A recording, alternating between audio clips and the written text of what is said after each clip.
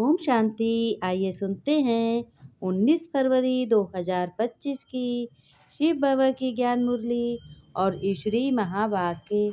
आज परमपिता परमात्मा शिव बाबा कहते हैं, मेरे मीठे बच्चे, प्यारे बच्चे और रूहानी बच्चों, भगवान स्वयं बच्चों से कह रहे हैं और उनको समझा रहे हैं और पढ़ा भी रहे हैं। कह रहे हैं, बच्चों तुमने अब तक जो कुछ भी पढ़ा है, जो भी कुछ ज्ञान में सीखा है, सुना है, पढ़ा है, उसे भूल जाओ। क्यों भूल जाओ? इसलिए भूल जाओ कि जीते जी मरना माना सब कुछ भूलना है। पीछे की बातों को याद करना मानो मुर्दे को जिंदा करना होता है। इसलिए कुछ भी पीछे बातें हों, उनको सबको भुला देना चाहिए। पिछला कुछ भी याद ना आए। अगर कुछ भी याद आया तो जानो विकारों में गिरे और पाप नष्ट नहीं होंगे, तुम्हारे पुण्य के खाते जमा नहीं होंगे। इसलिए भगवान कहते हैं, पिछला कुछ भी याद नहीं आए। प्रश्न है, जो बच्चे पूरा जीते जी मरे हुए नहीं हैं, उनकी निशानी क्या होगी? भगवान शिव बाबा कहते हैं कि देखो उनकी निशानी क्या होगी। वो बच्चे बाप से भी आर्ग्यू करते रहेंगे। आर्ग्यू माने आरजू। शास्त्रों का मिसाल भी देते रहेंगे। शास्त्रों का मिसाल माने शास्त्रों की बातें सुनाना, है ना, शास्त्रों की बातें सभी से शेयर करना, वो मिसाल भी देते रहेंगे। और जो बच्चे पूरा मर गए वह कहेंगे, बाबा जो भी सुनाते वही सच है।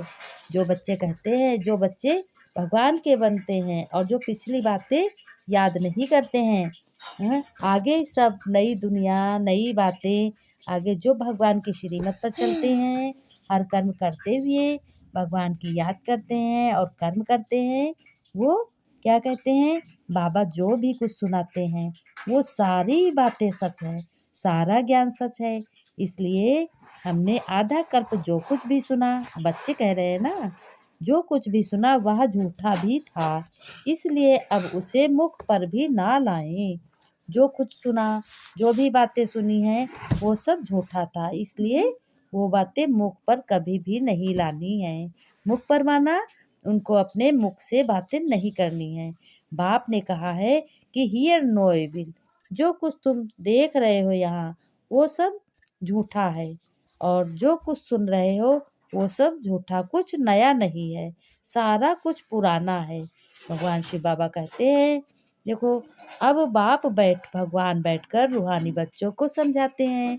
क्या समझाते हैं? कहते हैं, जो जीते जी मरे हैं, कहते हैं हम जीते जी मर चुके। भगवान स्वयं कहते हैं कि बच्चों तुम्हारे सिर्फ संस्कार रहते हैं। कैसे संस्कार रहते हैं?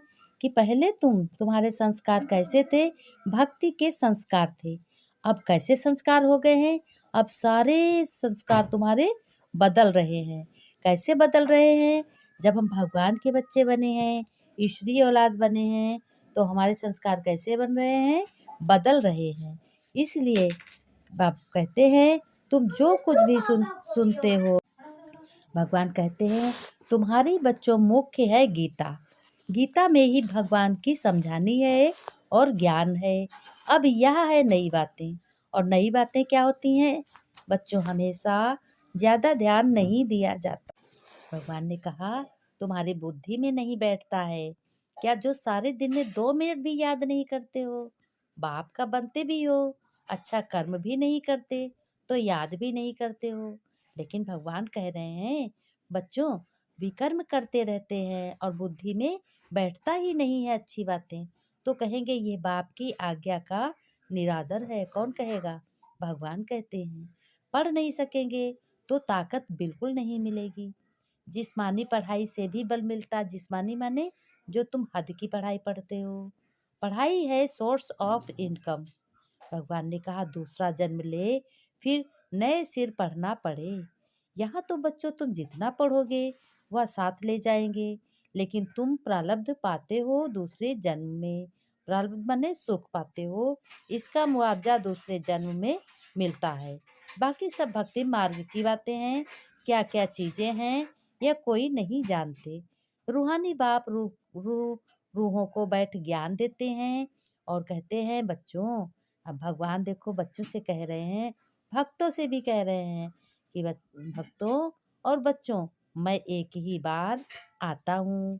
कैसा बनकर आता हूँ? सुप्रीम रूह आकर आ, सुप्रीम रूह बनकर आता हूँ। आकर के रूहों को नॉलेज देता हूँ। रूह माने आत्मा।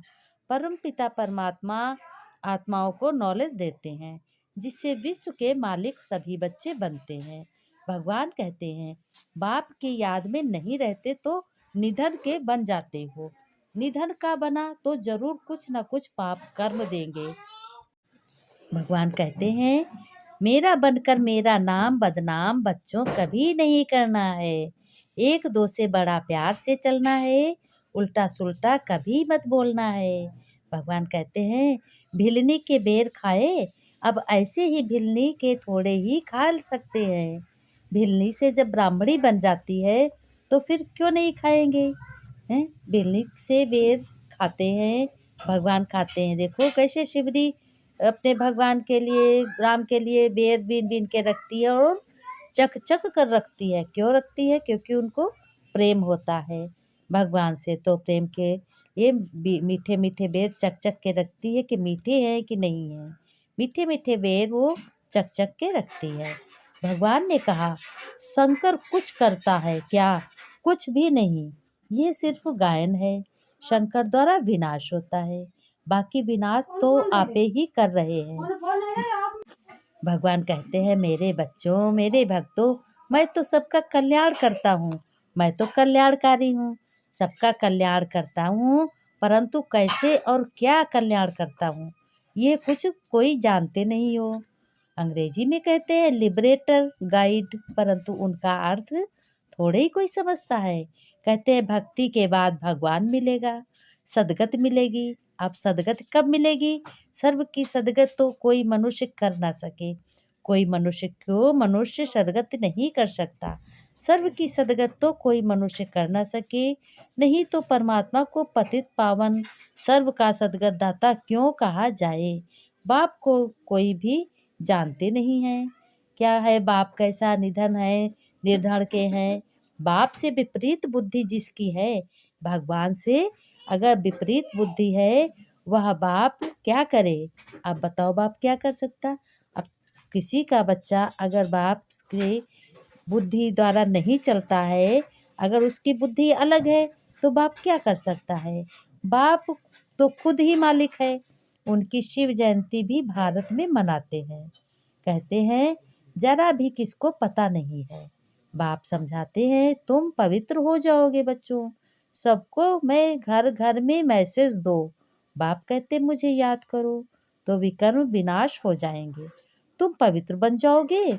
और तुम बुलाते भी बच्चों हो कि हे पतित पावन भगवान, आओ मेरी मदद करो, मुझे रास्ता दिखाओ, पतितों को पावन बनाओ, यानी दुखियों को और सुखी बनाओ, राम राज्य की स्थापना करो। भगवान ऐसे कहते भी हो कि भगवान नई दुनिया। भगवान ने कहा, सभी 5 विकारों रूपी रावण की जेल में सभी मनुष्य पड़े हैं, मैं सबकी सदगत करता हूँ। किसने कहा? भगवान स्वयं शिव बाबा ने कहा। मुझे कहा भी जाता है, क्या कहा जाता? दुख हरता सुख करता। भगवान कहते हैं कि बाप को याद करो, यानी भगवान को याद करो, तो चक्र को याद करो तो चक्रवर्ती राजा रानी बनोगे। चक्र को जानने से चक्रवर्ती बनते हैं, बाकी आरोग्य कुछ भी नहीं करनी। तुम बोलो, भक्ति मार्ग की सब बातें छोड़ो। भगवान कहते हैं, भक्ति मार्ग की सारी बातें छोड़ो। भगवान ने कहा, यहाँ तो कहते हैं ये साक्षात्कार भी होना है। कैसा साक्षात्कार? बहुत मनुष्य कहते हैं हमको सिर्फ साक्षात्कार हो तो इतना सब धन माल आदि हम आपको दे देंगे। अब भगवान को क्या यूज किया जाता? किसी कोई काम है, कुछ भी है, तो तुम भगवान को याद करोगे। अब काम नहीं होगा तो नहीं याद करोगे। तो बाबा कहते हैं, ये तुम अपने आप से पूछो कि मैं भगवान को तुम्हारे पैसे की क्या दरकार रखी है। भगवान क्यों तुम्हारे पैसे लेगा? भगवान तो जानते हैं इस पुरानी दुनिया में जो कुछ है सब भस्म हो जाएगा। अब बाबा क्या करें? शिव बाबा क्या करेंगे? बाबा पास तो पूरी पूरी बूंद तालाब हो जाता है ना, 1-1 रुपया जोड़ो तो कितना हो जाता है, और एक एक बूंद टपक टपक के क्या हो जाएगा, चला जाएगा, खत्म हो जाएगा। और एक ही बूंद अगर कहीं पे गिरेगा तो तालाब बन जाएगा। तो बाप का डायरेक्शन पर चलो, भगवान की श्रीमत पर चलो, उनकी श्रीमत मानो। भगवान ने कहा कि खेल की हम निंदा नहीं कर सकते। हम कहते हैं ज्ञान सूर्य ज्ञान चंद्रमा। भगवान कैसे है? ज्ञान सूर्य के समान है, ज्ञान चंद्रमा तो फिर वह चंद्रमा आदमी जाकर ढूंढते हैं। भगवान शिव बाबा ने कहा तुम बच्चे हो ब्रह्मा मुख वंशावली, तुम ईश्वरी संतान हो। ब्रह्मा मुख से ज्ञान सुनकर तुम्हारा जन्म हुआ है, तुम ब्राह्मण बन रहे हो।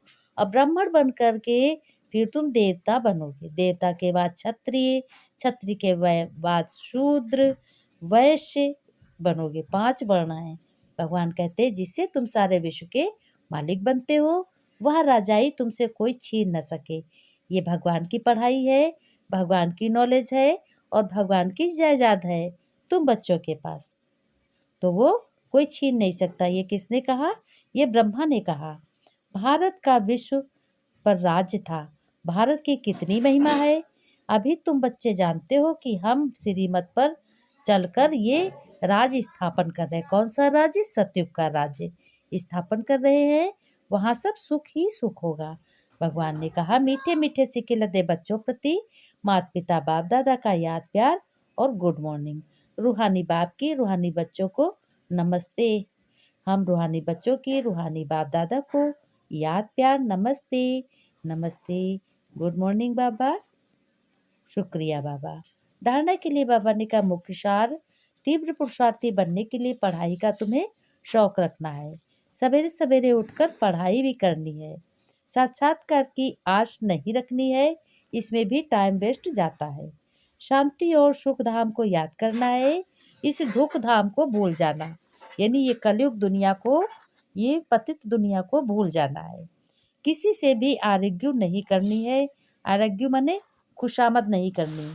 प्रेम से मुक्ति और जीवन मुक्ति का रास्ता चेंज करना। बाबा ने कहा सदा सुखों के सागर में लवलीन रहने वाले मेरे प्रिय बच्चों अंतर्मुखी बनो। वरदान में बाबा ने कहा सदा सुखों के सागर में लवलीन रहने वाले अंतर्मुखी। विस्तार में कहा जाता अंतर्मुखी सदा सुखी रहते हैं। जो बच्चे सदा अंतर्मुखी भव का वरदान भगवान से प्राप्त कर लेते हैं, वह कैसे होते हैं? वह सदा बाप समान सदा सुख के सागर में लवलीन रहते हैं। जो भगवान का वरदान बाप की श्रीमत द्वारा चलते हैं, वो बच्चे सभी सुखी रहते हैं। सुखदाता के बच्चे स्वयं भी सुखदाता बन जाते हैं, सुखी बन जाते हैं और सबको सुख ही का खजाना बांटते हैं। तो अब अंतर्मुखी बनकर सभी बच्चे ऐसी संपन्न मूर्ति बन जाओ, जो आपके पास कोई भी किसी भाव से तुम्हारे पास आए तो अपनी भावना संपन्न करके जाए। जैसे बाप के खजाने में अप्राप्त कोई वस्तु नहीं है, भगवान के खजाने में कोई भी अप्राप्त वस्तु नहीं है, सब कुछ प्राप्त है। भगवान कहते हैं इसी से ही हमारे बच्चे भक्त भरपूर बनते हैं। वैसे आप भी बस सभी बच्चे भरपूर बनो।